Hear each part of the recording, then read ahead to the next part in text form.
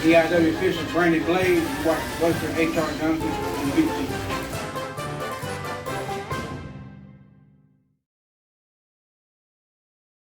All right, everybody, Big Buster here with you. A brand new Bullshitting with Buster. As you can see, once again, we're in New Bern, Tennessee, the heart of the EIW arena. And today, I got another guest here, a special guest, starting to make big waves in the territory in the Mid-South area, Mr. Chris Hayes.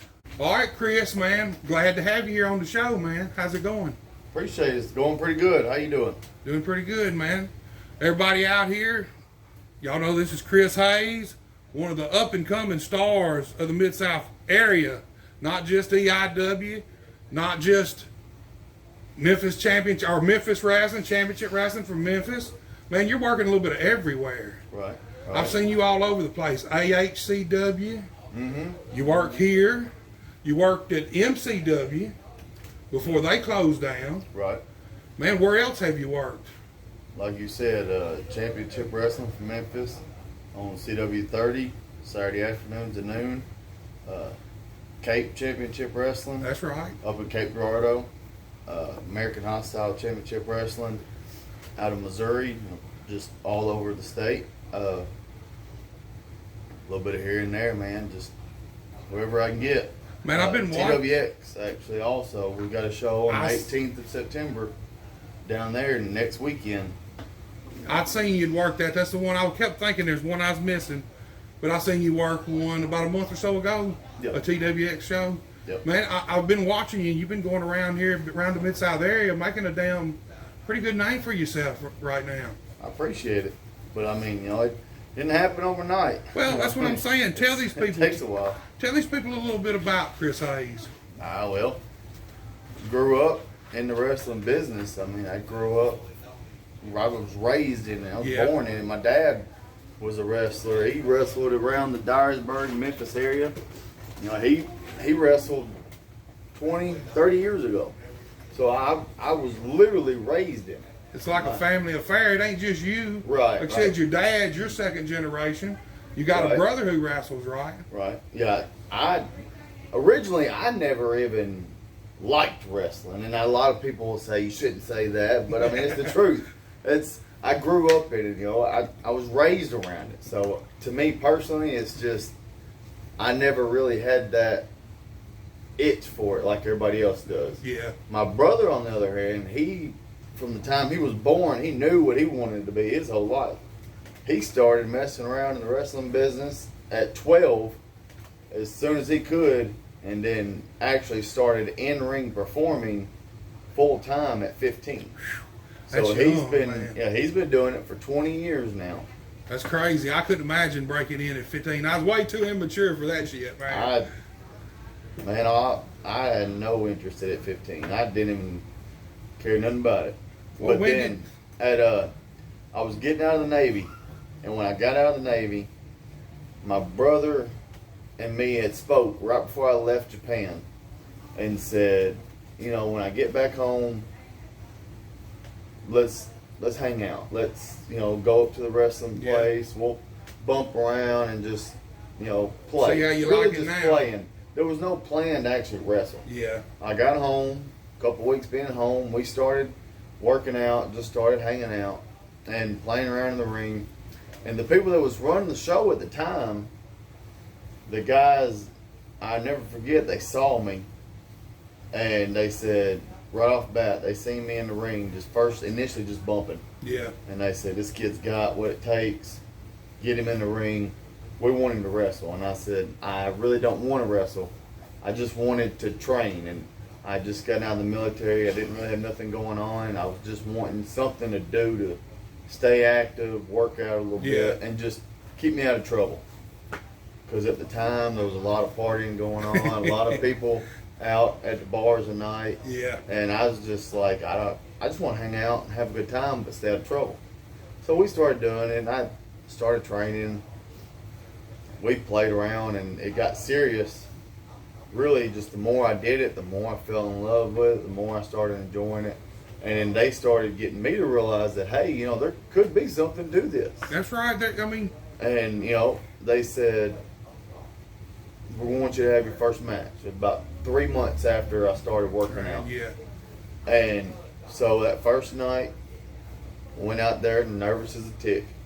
Didn't know what was going to happen. Wasn't really sure how it was going to go. I just knew, shut up and listen. There you go. So I went out there and did what they told me to. When we got to the back, never forget walking through the curtain, just right here in Newbern. My brother said, "Well, how was it?" And I said, "I'm hooked." Fell in love with it That's that it. first That's all time. it took. That's right. You Next thing I know, within a couple months, I'm traveling with other guys around area, going all over from Nashville to Arkansas, just back and forth, up and down the road. And I'll never forget, my sister called me one day and said, "Where you at?" And this was on a Saturday morning. You know, we'd done a show Friday night in Nashville, and my sister said, "Where you at?" And I said, "I'm in Louisiana." And that's when it hit me like, this is going somewhere. Yeah. This is serious. And never slowed down. Well, it's starting to pay off now. Yeah, it's starting Man. to make its way to notice and somewhere. Yeah, you've been doing real good, man. Like I said, I've been hearing your name even before I met you. I knew the name. I don't think me and your dad ever met, but my brother knows your dad pretty well. Right, right. And I knew who your dad was. Right. You know, I didn't have to meet him to know who he was, but man, it just runs in your family, you know. Like I said, I'd heard your name going around here before, long before we ever met, you know. You've been making a name out here, and now you hit the, I mean, for around here right now, you're at the upper echelon. You start to break in there, break that glass. Right, right. Well, I'm trying, man. I'm trying to do what I can. It's hard though. You know, at this point, being older in life, you know, most kids are doing what I'm doing now in their early 20s, and here I am, 32 years old with 3 kids and a full-time job. How long you been doing it now, full time? How long you been? Wrestling. Yes. How many years? Right now, I'm in 9. See, 10 years is pretty well when you really start grasping Right. what this game's Right. fully about. Right. So it's perfect timing for you right now. You're right at the right stage. You're at the right stage in your life, and you've been doing this at the right level for enough years that, man, it's like a perfect storm hooking up for you almost. You're where Right. you need to be, I think. Yeah, it definitely feels like things are starting to fall together and starting to click. Let me ask you this: what do you, the difference between working championship wrestling from Memphis, CW30, and working just these towns, no cameras, other than maybe the YouTube cameras? What's the difference for you? How do you make that transition? Because there is a big transition, whether these people know it or not. There's a large transition of going from working these shows just in front of the house and then going to get on TV. There's a whole gamut of stuff that you've never really done before that you got to learn to do. You got to learn to work towards the camera most of all. Well, that's exactly what you just said. I mean, you nailed it. That's the difference. You know, the people are in the stands all the time. People are there where it's a small show in New Bern. It don't matter if it's at home in front of 30 to 50 people or if it's in Memphis in front of a crowd of 1,500. Yeah. I mean, it's the same. The people are there. The shows are live. It's hot. People are in it. They love it. And the only difference is the camera. And the level is the camera getting the tick. Yeah. I mean, your nerves shoot through the roof. Yeah. It's a lot easier when there's only just a few Yeah. people watching. You got room for error.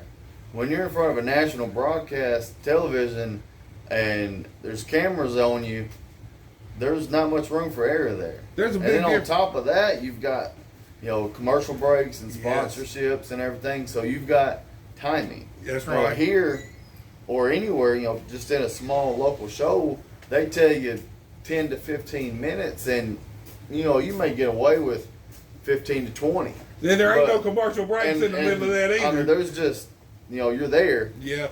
but whenever they say on TV, when they say 10 to 15 minutes, they mean 15 minutes. Yeah. So if you're not done by 15 minutes, you're catching a horse cussing from the boss. That's right.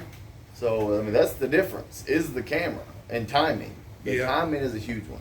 Projection too. When you're on camera, you got to learn how to project more than you do Right, out working here just towards in the front of the camera, crowd. yeah. You know, You've got you still got to feel that emotion. Yeah, I mean, in the house shows, you know, you can sit there and work the entire arena and give that face-to-face emotion, and the people That's feel right. you. It's hard doing that sometimes whenever you're trying to get the people behind you while working to the camera and your back facing them. Sometimes it takes more than 5 or 6, 7 minutes to really get the people drawn into what you're doing. Right, You know? and especially when you're going somewhere brand new. Yeah, And a lot of people don't even know who you are. That's a huge one. Is the initial getting the people behind you when they have no clue who you are because you're new to an area. yeah. Well, now their show is taped, right? It's a taped show. Which one? The Championship Wrestling from Memphis. Yes. Okay. See, that's the one thing I think everybody around here is missing right now. Like when the USWA was around, they were still on Channel 5. And when you went out there, you were on live TV. There wasn't no, you couldn't go edit nothing. Editing, yeah. You couldn't go fix nothing if you had to, even if you wanted to. And it really, it brought to me, it helped the guys be able to turn it on and keep it on when they needed to. And it makes you a better performer, you know. That's the one thing that I think the whole territory is lacking right now, somewhere that they can do live TV. Right. Man, there's nothing like being on that live TV. You know, you can do tapings and stuff, and they're a blast, but you also know that if something's too bad, they can just cut it right out. Right. Or if they can fix it, they can do a little magic with it. Right. You know, but when you're on live TV, you got to learn to hit your marks, everything, timing, your marks, whatever. If you're going through a commercial, Right. you got to learn that. Well, even on tapes, if you're going through a commercial, sometimes, if you know if they know exactly where the spot's going to be. Right. But even, you know, on tape, they can take your match and just split it, you know. Right. But I tell you what, man. Yeah, I haven't had that problem yet with having to do live. Yeah. And I can't wait for that time to come. I'm excited about it, but I haven't gotten that far yet. And right now, I think the only people that are really doing that is your top guys. top They are. companies that are doing that, and some of them aren't even live. Yeah. You know, other than maybe pay-per-views. I know it and SmackDown, you know, pre-recorded. I don't know why it's been so long since I've watched it. Man, me either. I don't really know how they do it no more. I know they were doing pre-recorded, and then they went to live, and I don't know if they're doing it You know, anymore. sometimes they do one live and then pre-record another episode right behind it. That's how they used to do it. Right. I don't really know how they do it now, but that's the one thing that I think is missing for everybody is regional live television. Right. It would be a benefit to all the guys to be able to go out on live TV, and there's no double takes. You know, you do Right. it. It puts the pressure on you, but it's a good pressure. You know, but like you was talking earlier, there can be 15,000 fans out here and no camera, and you add a camera to that 15,000 fans and to the talent. If you ain't never done it before, that camera makes all the difference in the world. You can go out and work in front of 15,000 fans and do an excellent job, but when you add that camera, it adds the nervousness. It puts a little more pressure on you than just going out there and working them people, you know. Right. And when Right. you're doing TV, you got to learn the balance of being able to work your actual audience and still hit your marks on camera, you know. Right. Well, That's- that goes back to the timing. That's right. Thing about making your time. Yeah. Because, I mean, whenever they tell you, if someone says go out there and do 8 minutes, 8 minutes don't feel like 8 minutes in a wrestling ring. When Yeah. you're moving and you're going, I mean, I can tell you a perfect story where I was at a wrestling show doing a taped episode and they told me 8 minutes. And I thought we had 8 whole minutes to work a match. Ring time. And when we got out there, Yeah. we started working, and we was probably a minute and a half in to the match, and the guy comes to the earpiece and says, "Go home." And to the wrestling people, they know what "go home" means. Yeah. And we got to the back, and I thought, well, I just got fired. It's the first time I've ever been in this show and worked in front of a live crowd. Pretty sure I just got fired because they told us 8 minutes and then they told us to stop after a minute and a half. Y'all thought y'all done messed I'm up. screwed. Well, I got home that night and I got just kind of beat myself up for about a week or two, and then when it come out and when the video come out, I looked back at it and I watched the match, and we went 8 minutes, and come find out I didn't get fired because I screwed up. We went the whole time like we were supposed to and got what we needed to do across. Well, that's right. People don't realize it, but when you're on TV, like you say, if they give you 8 minutes, that's entrances and all. Right. Entrances, Right. you got your entrances, both entrances, and then in and out by 8 minutes, you know. Yeah. That's the thing about working live TV. Well, actually, I watched it. We wrestled for what I thought was a minute and a half in the ring. We was actually in the ring for about 5.5 minutes. Yeah. You sound like you're like me, man. You get out there and that tunnel vision kicks in. Oh, yeah. And you just, time, it can either go super fast for you or super slow when you're out there, you know. Time can slow down to where it feels like a minute's an hour, or it can feel like an hour's a minute, you know. And it's just something you got to learn to work with. Right. Man, you're starting to make some waves, though. I've seen the last 2 weeks, they played 2 vignettes that had you in it. You and, what's the guy's name? Carter Matthews. That's who I thought it was, Yeah. Carter Matthews. And so what's the idea there? Man, just 2 guys that are just up and coming. You know, we've both been doing it about the same time. You know, he's been doing it a little bit less time than I have, but we've been both around, you know, about to hit our 10-year mark. Yeah. And just trying to make a wave, trying to do something in the business. And they seen both of us, seen what we could do, seen our styles. And we actually worked together a few years ago in Dyersburg for the same show. We never wrestled each other, but we worked a show together in the area. And we never really linked up or thought much about it. But as soon as we got to working for Memphis, as soon as we got there, it was like, hey, man, I ain't seen you in a while. You know, good seeing you and everything. And then they come to us with this idea of us wrestling together and said they thought it'd be a good idea.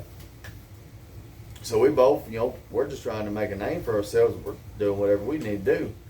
And right off the bat, man, we started talking, started shooting some ideas around of how we could do it, what we could do with it.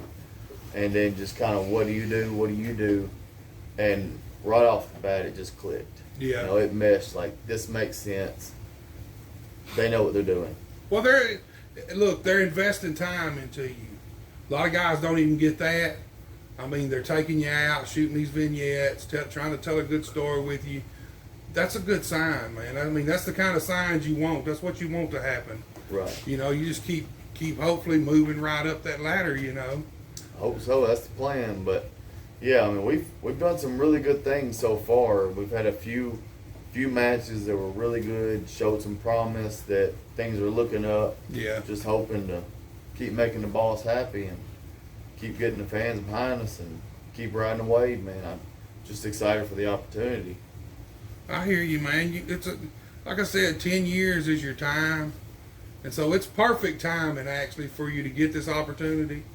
If you could have got it 5 years ago, you don't know what would have happened. It might would have went perfect, or there's a bigger chance something would have happened to throw it off. You're perfect right now. Timing's perfect. You know what you're doing out in the ring. We know that. I watched a ton of your matches. You know what to do out in front of the crowd, so... Well, I've said that a lot of times that, you know, I'm a firm believer in things happen for a reason and time is everything. And, you know, you're exactly right. You know, 5 years ago, I was right in the middle of having my second kid with a third one on the way. And so you're absolutely right. 5 years ago would have been a terrible time to do it. But I know what you're saying, though. Even, you know, 2 or 3 years ago, you know, the timing is perfect. Yeah. Because of, like you said, just getting the mind right, getting the knowledge, the experience, everything's starting to come together, perfect order, that I'm just grateful that it's happening. And a while ago you said you was 32? Yes. See, that's the perfect age for a wrestler to start hitting, to be in his prime too. A lot of times you don't get guys with the 10 or 12 years experience and their age hits that 30-year mark just right too. Sometimes some guys go quicker, but other guys, it takes them. They don't get that spot until they're 40 years old. Right. And at 40, unless you've already been doing it and been in it, you're kind of on the back end of it, man. Right. You're right. perfectly positioned right now to make a run and ride this thing as far as you can take it. You know. Yeah, age-wise, I get what you're saying. I'm definitely there. You got the age-wise. experience. You got 10 years But experience in body-wise, I'm still, I may be only 30, but my body's falling apart real quick. Well, that's the It's- business, though. People don't realize that that's the game. It ain't even the business, though. I mean, I came into this business with a messed up knee and a bad back. Damn, yeah. So, I mean, the wrestling business ain't helped any at all, that's for sure. But I've had some injuries through my time that have hurt me, that actually affect me to this day as far as wrestling goes. I mean, I look like a 60-year-old man when I'm starting to get ready. If you ever notice, I got knee braces, ankle braces, wrist guards, and everything else on under the sun, like I'm an old man strapping up for a football game. Yeah, but once you get out there, you still perform. You don't see none of that once you get out in front of the audience. I don't anyway. Like I said, I've watched a ton of your matches, and I'm lucky. We're here at EIW. I come here and film usually every single week, so I get to see you live a whole lot too. You can't see none of that. Once you get out in front of that crowd, I don't see any of that at all. I know it's there because if you're a wrestler, it's there. And like I said, you came in injured too. Yeah, So- I appreciate it because I definitely can feel it. Getting out of bed the next morning, I tell you, there's many times I went to roll over and go to stand up and just plop on the floor just because I couldn't stand up. Yeah. People don't realize it, man. It is fun. You have a blast doing it. But, man, you torture your body. I mean, that's what wrestling is. I mean, it's an art form. Right. It's theater. It's an athletic theater. It is perfect mixture of sports and entertainment. Right. It's kind of like being a rock star and an athlete at the same time, you know. But, man, your body takes abuse every single night, and there's no way around it. If you're a wrestler, you're taking abuse. Your body's getting abused. That's the business, Right. you know. Well, man, what else you got on the horizon coming up? I know you got the Memphis thing, but what's some of your other goals in this business? Oh man, right now just trying to enjoy it. You know, at 32 years old, just really just taking it all in. Just trying to sit back and just enjoy the ride at this point. You know, not taking nothing for granted. Had a lot of ups and downs through my time. Just at this point, just riding the wave, doing the best I can to put on the best show I can, and just to sit back and just soak it all in. Because for the first 6-7 years, you know, I took it for granted. We ran wild, never looked back.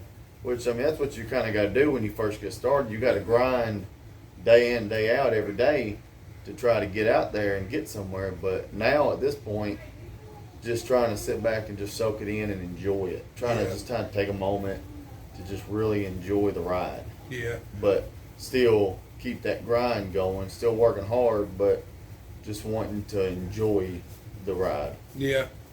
Well, man, it ain't like you're new to this, like everybody knows, but I mean, you've held some regional titles around the Mid-South territory. Give us an idea of the titles you've held. Be honest with you, I kind of don't remember them all. Well, I know you and Derek, y'all Well- had a good run as MCW Tag Team Champions. Well, me and my brother started off together as him and I doing the tag team division. And I guess you could kind of say I'm more of a tag team specialist is what I heard one guy refer to me. And I never really thought nothing about it before. But then when I heard him say it as a commentator of the show, I thought, well, that makes sense. Because out of 10 years, I've probably spent the better part of 8 of it as a tag team wrestler. Yeah. Started out, me and my brother, we was the EIW tag team champions 4, maybe 5 times now. I don't even remember. Yeah. I've been to Osceola at MCW Wrestling, held the titles 3 times there. Like you said, me and Derek King, another brother of mine, just got done, wrapped up a 10-month run as the tag team champions there. Yeah. I've had the EIW Cruiserweight title 4 times. I've had the American Hostile Championship Wrestling middleweight title 2 times and the heavyweight title once there. Multiple tag team titles, just other shows here and there that I've come through over the years. Just And this is over your whole 10 9 years. Yeah. 10 years, and I ain't got a whole lot of memory on me. I've been beaten the head a bunch of times. I do remember more than I can remember titles, though. I remember the concussions. I hear you. I've had a bunch of those in the wrestling business, Yeah. doing the high flying stuff. Got to tuck that head, man. Yeah. And then sometimes that don't even Yeah, that help. don't even help. Sometimes that don't even help. Yeah, that definitely don't help. I remember one time I was at a wrestling show. It was a tribute show to Chico Mendoza's wife had passed, and we were doing a memorial show, and it was hot and nasty. And I mean, that building had no air conditioner, and it was probably 100-something degrees in that place that day. And me and Coco Anderson was wrestling, and I threw him outside, and then I said, all right, I'm coming over the top. I hit that rope, and I come flying over the top rope, and he caught me perfectly. But as soon as he caught me, he was just sweaty and Slid tired. right off. I just slipped right off Yes. of him, and my head smack on the floor. Yes. And the bad part about that wasn't so much that it was that concussion that hit me. It was the fact that 2 days before, on that Friday night, I had another concussion from the exact same move on that show. So it was 2 concussions within 1 weekend. Yeah, you got to watch that. Back in the day, you didn't know nothing about concussions. You got them, and you didn't really think much about them. You know, back then they still told you don't go to sleep. You know, Right. Now they tell you different. Now they tell you it's all right to go to sleep if you got a concussion. But back then, if you thought you had a concussion or you took a good lick, then you got to stay up all night. Too, of course, if you're like me, after a show, especially when I was young, I didn't sleep much anyway. Right. You'd either go hang out with the boys, drink a little bit, or even if you went straight home, man, you're just so fired up. You can't Right, sleep. that You know? adrenaline's still going. That's one big thing for me is I'm not a drinker or a partier. You know, nowadays got a little bit older and got kids at home, so I'm not partying or drinking. But the big thing nowadays is that now that you, like you said, we're traveling and going places, the drive. The drive. That 3 and 4 hour drive home at night. Yes. Having to drive home late, tired. That adrenaline's good for the first hour or two, but then once it starts wearing off and your body starts getting settled, and either you got the air conditioner going or in the wintertime you got the heat going and you get comfy and you start getting sleepy. And I can't tell you how many times I've been driving down the road and I've had my little cousin beside me going to these shows, and I start falling asleep, dozing off, going down the road, and he'd wake up. Yeah. Yeah. Chris, everybody here, they don't know yet, but I'm going to tell them we're not just doing this for the YouTube cameras. We're doing this for a podcast. Right. So I need to clip this because the podcast, for some reason, will cut it 30 minutes. It'll just take me a second, and we'll go right on in. We'll keep going right where we are. All right, sounds good.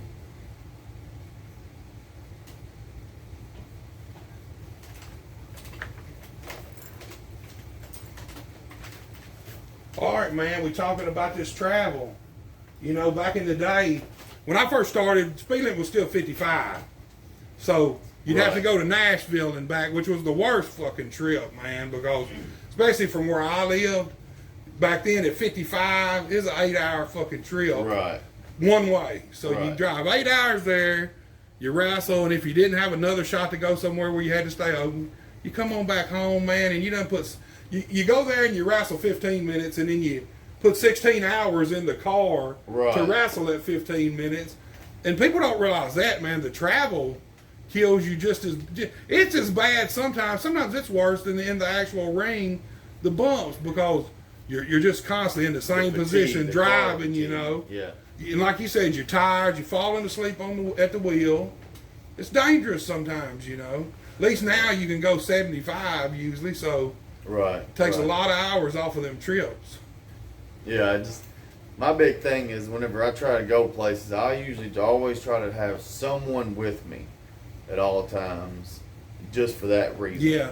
I like to have someone in the car with me, either trying to keep me awake, just talking, hanging out, or Somebody who can someone drive. who can drive if I Exactly. get to that point to where Yes. I can't. Yes. 'Cause, I mean, there's been plenty of times I've had to pull over at a rest stop and just crash for an hour or two, just to get a little bit of sleep.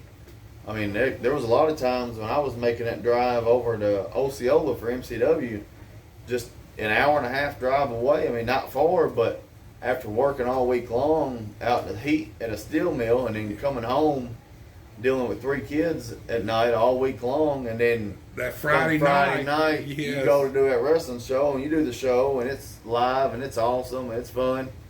But then that hour drive home, literally 10 miles from home, from the front door of the house, falling asleep so bad I got to pull over to the rest area and take an hour nap. So what would have took me an hour and a half to get home took me 3 hours because I had to stop.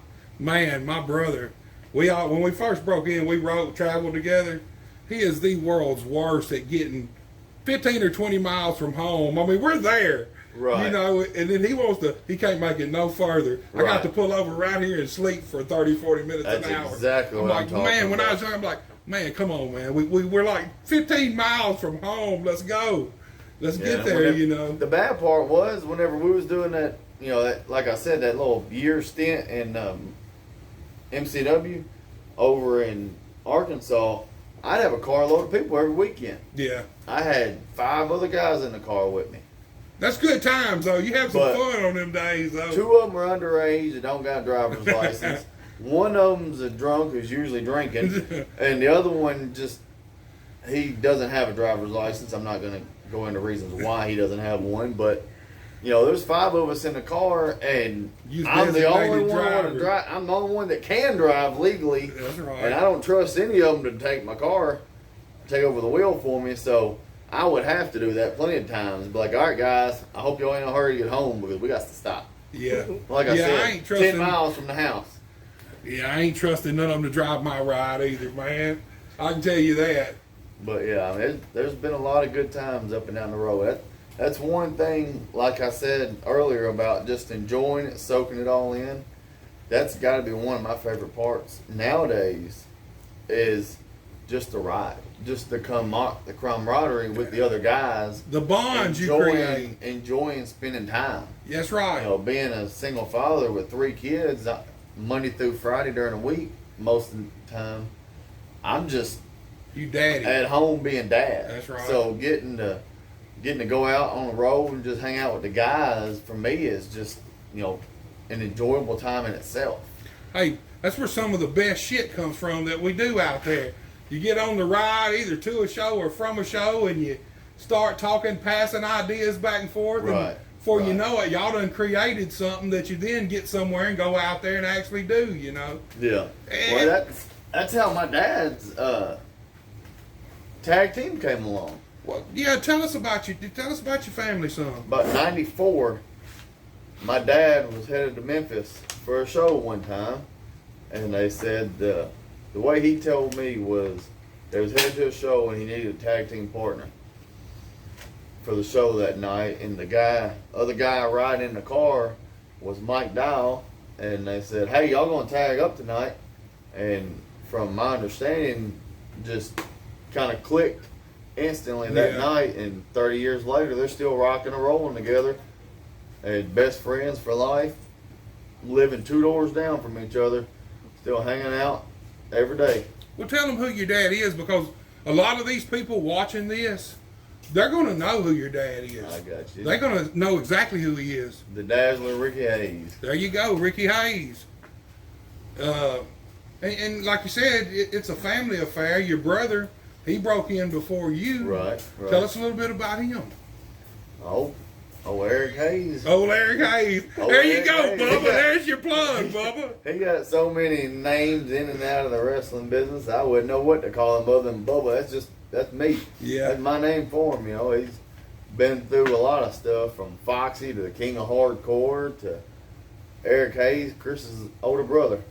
There's been a bunch of them. Well, I'll tell you what, people don't realize that my brothers, Sam Dollar, Yeah. we're real brothers. Right. And it's a big difference when you're real brothers and you ride the roads, you go to these shows.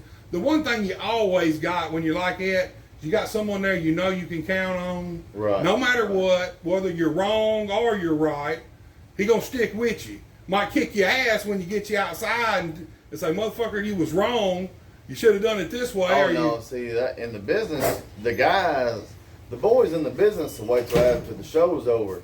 Your real brother, he'll do it right there in the middle of the ring in front of everybody and don't even care. That's the difference Yeah. right there.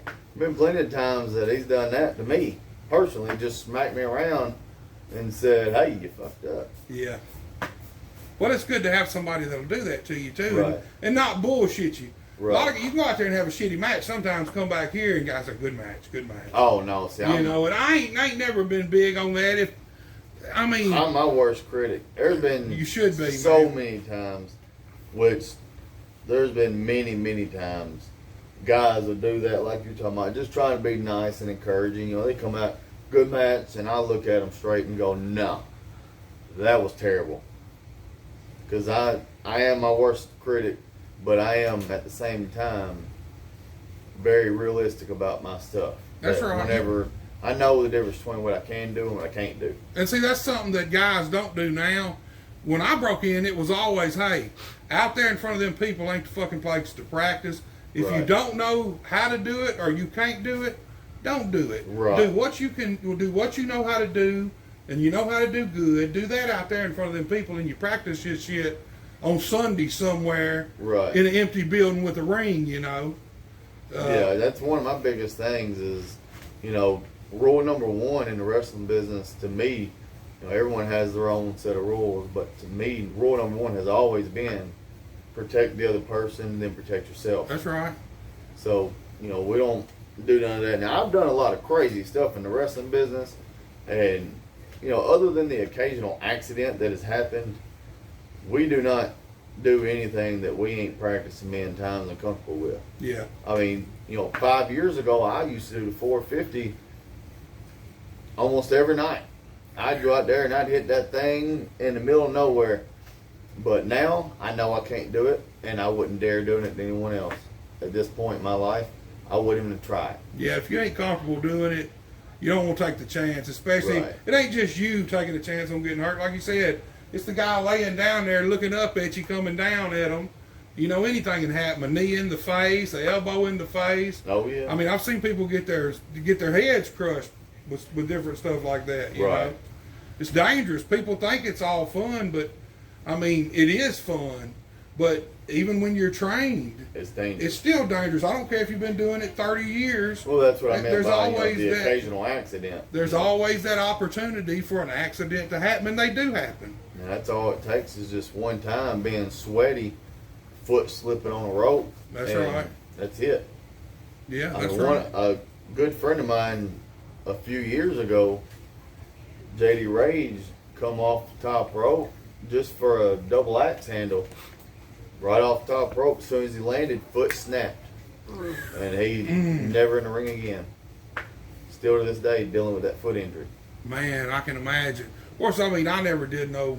I mean, I go up to the top of the rope and take a bump off, but I ain't jumping down or nothing at my size, so I didn't really have to worry about that. But I've seen guys that seen some bad ankle, knee injuries, some bad knee injuries with Right. guys doing flips and landing right. Even when they land, sometimes you can land right. You know, the move's perfect, but you still get hurt sometimes. That's what I was saying about the ankle. I mean, it was just a Just freak accident. Yes. And just pop. Well, let me That's- ask you- That's why a lot of times I stay kind of away from the top rope nowadays because I'm not as agile, I'm not as flexible, I'm not in shape as I used to be. So I know my limits, yeah. and I stay away from what I can't do. If someone asks me to do it, if I'm comfortable with it, and I know that I can do it without hurting someone, I have no problem doing it. But as far as being in the ring, I would rather be as safe as I can. Well, you know, that's one thing with a lot of guys. You're back here, and a guy says, "Hey, I'm going to do this to you," or "I want you to do this to me." And especially when you're young in the business, you just want to say yes to everything, whether you actually know you can do it or not, And a lot of times guys should say, hey, no, I don't think that's what we need to do here, Right. Instead of doing something crazy, why don't we do this? Or just plain, look, I've never done that, and I'm Be not honest comfortable about it. trying it. It's better to be honest back here and then move on and figure out a way to work around it as it is to get out there, get yourself hurt somebody else, or just it look like shit, Right. Right. Um, Yeah, my biggest thing nowadays is the complete opposite of that. I actually, I try to play things safe and I try to do things the right way, but a lot of times I get out there in front of that crowd and adrenaline gets going and heart gets to pumping and I start going, all right, let's roll. Yeah, there you go. And I want to go out there and be Superman, and I have to stop myself and go, slow down. Let's take a minute, make it make sense. Well, It's okay every now and then to do it if you can do it, you're comfortable with it, and it looks good and it tells a good story. But if it don't make sense doing it, there's no reason to do it. Yes, So just having the right mindset of when is it okay to do it. that's right. Well, we're here at EIW, and I kind of feel like, man, this is somewhat your home base. It is. You This know, is where I first started wrestling. Tell us about Been here many years. about you and EIW, your experience here, your tenure here. Just tell us about how you feel about EIW. I mean, this is the company that I was born with. This is the place that I grew up in. I mean, I'm from New Bern, Tennessee. I grew up 5 minutes down the road, and now I live 3 miles away. I love being here. This is home. My home crowd, my home people, friends and family are out here every weekend to come to support. And this is the place that it all started. So Yeah. for me personally, I have a love and just a special bond with this building and this place and the people that run the show and the people that come watch the show. Yeah, So, I mean, I always love being here as much as possible. And with everything, like you said, building at this point and getting crazier and wilder, I'm not here as much as I used to be anymore. Yeah. I'm gone on the road 2 or 3 weeks a month. I'm usually off running around other shows trying to make a name for myself. Yeah. And that's one thing I love about the people who run the show. And I will say that about the people that run this show, they are good to me. They're Yeah. very good to me. They know, they understand that I'm trying to make a name for myself and I'm trying to really make a career with this and I'm trying to go somewhere with it. And they've been straightforward with me and I've been straightforward with them. And they appreciate the honesty and they've done nothing but support me from the go. And when I told them that I was going to do this and I was going to start traveling and start going, they said, just let us know when you're going to be gone and when you'll be back. well, so you can't So, beat that. I mean, this is home. I referred to myself a couple weeks ago to another guy who was here temporarily. It was a one-night deal for him, and he didn't know who I was. I introduced myself, and I said, hey, I'm Chris, and then he said who he was, and we got to talking back and forth for a minute, and we were going to have a wrestling match, and he said something along the lines of, kind of what's your place in the company. And the only first thing that come to me is, hey, I'm just the hometown guy who's outgoing, and when I'm here, so I just kind of show up and hang out. But that was the honest truth is, when I'm not doing nothing else, they let me gladly just come in and wrestle a week or two at a time and just come in when I can and be here to help. Yeah, I'm not expecting nothing as far as getting a push or being champion or nothing, because I've had that time. I've done it plenty of times with just about every championship in this company, and I've had the pushes to the moon and back every time. But right now, I just enjoy being here when I can. well, it's not just I beneficial. enjoy coming home and being a part of the crew and seeing the people. Yeah, it's not just beneficial for you to get to go, travel, try to make a bigger name for yourself. It's beneficial to them too, for the simple fact you go off, you do make a bigger name for yourself. Well, when you do get to show up here, you're a way bigger attraction than you were when you left last time, So it's a two-way street. It's good to have a place like that because a lot of times it's just the opposite. Most companies, you want to work over here, you go over here and work, miss our show, well, don't come back, work here or there is a lot of the Right, ultimatum. And back in the day, you could get away with that because there wasn't a wrestling company every 15 miles down the road. You had the Well, it's not like that in USWA. most places. It's just more this area that it's like that. Because there's been a lot of shows that are, you know, more spread out. Yeah. This is one of the few places I've ever been where we literally have 5 companies within 30 miles. Exactly, man. And what about Friday night? Now, I don't know. I know Tennessee, right in this area, Saturday night seems to be the hot night for Tennessee Right. wrestling. Well, it's a big football territory. Well, it's like that a lot of in times Arkansas, people just too. stay away from Friday nights because you got to compete with football and That's basketball. right. Yeah, So people just don't even try. yeah. But you are right. There's at least 5 companies within 30 to 40, 50 miles of each other, all running at the exact same time Every Saturday night. every Saturday night. Hell, this one and there's another one. They're not even 12, 15 miles from each other in Dyersburg. They both run EIW runs, and then Oh, that's 5 miles down the Pro road. Wrestling Mid South. They both run the same night at the exact same time. Right. You know, a lot of wrestling fans going to wrestling though. But that's the good thing, though. We are bringing it back. You know, for a long time, when I first started, wrestling kind of died out there for a while, and just no one really had much an interest. But it seems like in the last couple of years, things are starting to turn around. People are starting to get interested again. Yeah, I was Houses are like starting to that. get full. People, places everywhere we've been, things are starting to really get more crowded. Yeah, there's a ton of wrestling. Memphis, it seems like everybody wants to run Memphis right now. It's a hotbed. I'm not going to lie. There's It's- you got It's a hotbed. TXW, there's another one, NOCC or something. NOCW, I believe. They run. Then you got Championship Wrestling from Memphis, obviously. I know I'm missing one. Well, yeah, Pro Wrestling Mid South runs Bill Street now, don't they? On a I Monday, believe so. you know. A lot of wrestling. It seems like Memphis, everybody's competing for the Memphis territory, the Memphis Right. spot. Right. Everybody wants that to come back. And I tell you right now, I feel blessed to be a part of Championship Wrestling because they seem to be the ones with the grip on it.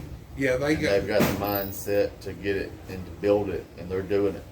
They're not just saying they're going to do it or anything like some people are. They're actually putting the money where the mouth is, and they're making things happen. Hey, they got that prime TV time too. And I'm just proud to be a part of it. Yeah, I don't blame you. That TV time goes a long way. I mean, people don't want to admit it, but it carries weight. I mean, when you got that TV, especially a good slot like they got, CW30. Well, what I love about that show also is not just the Memphis aspect of it, but they're part of an international group That's right. nationwide. Yes. So that way they've got that brotherhood of other companies that they can come in and work with and bounce talent from. And you're not only getting to display your Memphis guys, but also at the same time, those Tennessee guys get to go to other places. And they get to branch out themselves. So it's a whole network of people. I've seen some of them going to, Championship Hollywood. Wrestling out of Hollywood, out of LA. Atlanta. Yes. You've got New York. I think there's one down in Texas. Now that is, see, I done forgot about that, but that is a good thing. That network, what's it called? Something international. They announce it every time the show comes on. It starts Can't it remember. basically before the show. But that's a prime deal to have right there, because I mean, you don't ever know. It might not be long. You might be showing up on Championship Wrestling from Hollywood It'd be or nice. Atlanta I wouldn't or somewhere else. You wouldn't know, turn it down in a heartbeat. That's be for good sure. experience. Look, any place you get to go and work that you ain't worked before and gone before, you need to take that experience and go do it, because you don't never know. Right. You never know Right. what's going to happen. You never know who might be there. You never know how it's going to shake out until you go do it. Right. Well, I mean, that's like the old saying in the wrestling business that anywhere you go, don't forget to take your bag with you, because you never know, something might happen. That's right. And some of the best places I've ever been, and some of the prime spots that I got in the wrestling business that really benefited me the most was just pure opportunity at the right place at the right time, being prepared. That's right. that I would show up at a show and just really just hanging out, being one of those guys like we were talking about earlier with riding along in the car, just hanging out, trying to keep the other guy awake, and being there and them seeing that I can be there and I can be dependable, and them saying, hey, can you come back or can you work? Or somebody And me didn't just don't saying, show I'm up, here. you know. That one thing I'm saying, someone didn't show up or something fell through, somebody got hurt, especially in today's climate with COVID. Yes. You never know who's gonna come down last minute, can't be there. Yeah. And just being one of those guys that just being like, hey, can you work? Yes, sir, I'm here. And then they like what they see and they want to use me more. That's happened a lot over the years. And see, the more places you go, the word of mouth starts getting around, you know, about you. Hey, if this dude shows up, or if you get a chance, he's a good worker. Right. He's always here. He's dependable. Does what he's told. Don't bitch. Don't complain. Right. Give this guy a shot, you know. Give him a chance. And I mean, that's one thing I tell all the young kids when they first start is, you know, like you said, don't complain, don't whine. Show up, do what you're told, make the best of it, and give your best effort, and then be dependable That's right. and be prepared. That's my biggest lecture to any newcomer in the business is be prepared. That's right. Always be prepared. And I tell everyone that some of the best spots I got in the wrestling business, like I said, was just being present and being prepared. You know, backstage a lot of times, and this is more towards the guys who are wrestling workers, but you know, one of my biggest pet peeves is being dressed and being ready throughout a show, even when your segment is over. Just stay in your gear till that show is over. That's Because right. there's been a lot of times I've been at shows and I was just a lower card guy that really had no push, wasn't doing much on the show, but just doing what I had to do. But I stayed prepared and I stayed dressed throughout the show. And semi or main event, I'd be in the back just sitting around, and something happens spur of the moment and they need someone to go out there and run out in the ring, and I'm there, someone comes running out of an office and they go, hey, you, go. Yes. Yeah. And that pushed me immediately into a semi-main event or a main event spot. And just being prepared and them seeing that and noticing it got me somewhere that I probably didn't even deserve at the time. Yeah. But it furthered my career and helped in the long run, just being prepared. Hey, even if it's a pull apart, if they tell you, hey, hit the ring, let's pull these guys apart. Mainly, that's usually what it is. You know. Is whenever if someone's out there, you know, the heel's going longer than they should have on a beatdown, and you're just running out for a save. That's right. And then next thing you know, a week or two later, something that happens, you're in a tag team match for the main event because you made a save on somebody that you wasn't even involved in the angle, That's true. and it just got you there, just being prepared, and it makes the difference. And a lot of young guys nowadays don't want to do that. I don't understand that either, because, man, if you don't have no kind of name, there really ain't no such thing as a job to you, doing a job. Anything they need done is better than what you've been doing. You know what I mean? Right. Being on the show, period, is better than what you've been doing. Right. And a lot of guys, I ain't never understood that in my life. You know, you can be the star here in New Bern, but then you get on another show that's got television that you ain't never been to. Well, it's no different. If they don't bring you in on that level and you just show up there, then it's like a start all over. You're back to the bottom of the totem pole, and it's your job to do what they need. If you want to try to work for that place, then it's your job to do whatever the hell they ask you to do, you know. Well, not only trying to get a job, but once you have a job as well. Yeah. It's one of the biggest things that I've gained notability for in the wrestling business is the respectfulness. Is not being too good or having too big of a head to say, I can help. Yeah. I mean, there's been a lot of places I've gotten a lot of respect from guys just from being helpful. Yeah. Just from being able to help.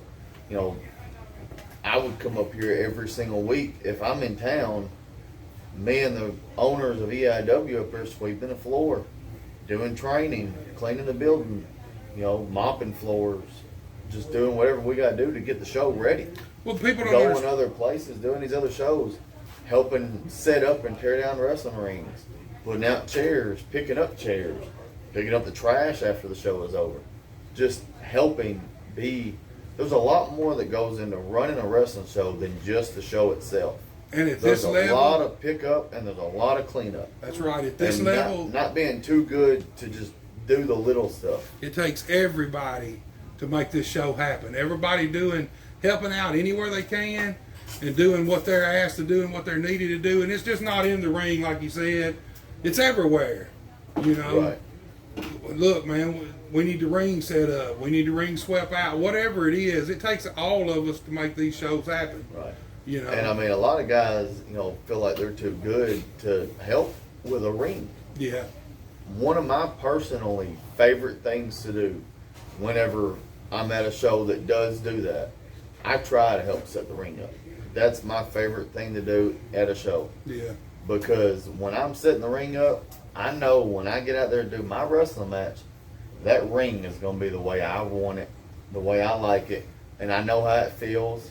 I know my do's and don'ts. I know where to go, what I can do, what I can't Yes. do. It helps me with being able to plan a match because I know, hey, if I'm going to do something high flying, the ropes are tight enough, or hey, the ropes are too loose Too to be able loose, to even exactly. try that. Let's not try that.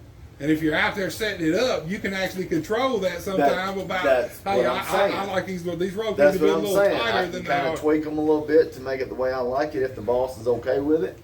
And because there's been some times where I've had ropes so tight that the guys got mad because they said someone made the ropes too tight, and I'm like, I need a steel cable to walk across for a high spot. Yes. If you didn't like it, you should have been here to help set it up. Yeah. And then getting that, oh, well, I don't have to do that. Well, don't Well, bitch about the ropes. That's right. Don't bitch about the ropes. But yeah, I like that a lot. I like doing that a lot of times with helping up, especially over in Missouri, American Hostile Championship Wrestling. We do that a lot where I'll call the owners a day or two before the show and, hey, when's set up? Let me know when we're going to be there. And that another thing that's one thing that's really gotten me a little bit of notoriety around being in the business, just being able to do more, being able to help more, because this is something I have really enjoyed learning at this point in the wrestling business, is going beyond wrestling. Yeah. I felt like I hit a spell there about 6-7 years in where I just kind of got burnt out, and didn't really feel like it was going anywhere. Like I was getting too old and things were just gonna fall apart. So took a little bit of time off and then came back, just reliving, re-energized, ready to Rejuvenated. go, Yes, sir. and just started hitting it hard and charging. But then doing that at my age, I started realizing I can't do a lot of those things that I was doing as a younger kid. So I started working more on my technical wrestling and in-ring performance overall, but also started getting a little more behind the scenes Yes. and just really enjoying being able to learn the production of a show, what comes into promoting a show, what comes into the production behind the scenes, with not so much running the show. Chris, I hate to cut you off, brother. Let me restart the podcast part again, and we will. Well, actually, it's still rolling. Let's just roll right on with it. Just keep on where you was talking about the shows. Just one thing I've really enjoyed just in the last few years is the behind the scenes working of a wrestling show. Yeah. Just what goes into it, especially when you're talking about TV and production with audio and Yes. television and timing and commercial breaks and all that stuff. I really found a love for it. I find myself doing it all the time and don't even realize I'm doing it. And I'll catch myself whenever we're in Memphis doing television tapings. The whole time I'll be standing over the production table behind their shoulder, just watching them do their thing, just fascinated with everything, just loving all the other stuff that goes into it. Like we were saying earlier, there's a lot more that goes into the show than just being in the ring. Hey, all that. You can't know too much or learn too much about the pro wrestling business. If you're in it, even if you're just a performer, the more you know about every single different aspect of it, the better performer you're going to be out there too. Right. You know, everything you can learn makes you a better pro wrestler. And I realized that with the whole production aspect of it, especially as far as when you get in that level of television, you know, camera angles. That's right. Timing, commercial breaks, you know, where they're going with a certain camera angle, what angle would be better with doing a certain move if, say, you were in a corner as opposed to being in the middle of the ring, which way to work towards that camera if there's more than one. Yeah. And, you know, just all the timing as far as not only hitting your spot at the end of the match, but when to hit certain things in the middle of the match for commercial breaks and stuff. You know, as far as hitting a big move right before a commercial break or waiting on hitting that big move till after a commercial break if they have one. That's right. Just that stuff has just given me a whole new energy and fascination for the wrestling business and just enjoying it all over again. I'm with you, dude. My favorite part about it, when I was young, all I cared about was wrestling. As the older I got, the more I love the creative aspect of it. Right. You know, coming up with ideas. Ain't nothing better than to come up with an angle and then put it out there and watch it either blossom and bloom, or if it fails, then throw that motherfucker away and let's start reworking it, you know. Right. Maybe Yeah, come at the same thing from a different angle, try to go at it a different way. But I love creative. I love the production and stuff too. I do. I know what you're saying. I love the storyline. Yes. I love creating the storylines and the creativity behind that. I just personally stay away from that part of it because there was a time period where my dad ran a show for an extended period of time. My family owned a show. Yeah. And that time period alone made me really understand the behind the scenes of what it takes to run a wrestling business financially and emotionally. That's right. And that right there alone just made me completely not want to touch anything to do with the creativity part of it. I love being creative with my own stuff and doing my thing, but as far as trying to run a show, I would never want to run a show personally unless it was on a level somewhere higher where people are going to be dependable because they're fighting for that spot, like a Memphis or a higher television thing.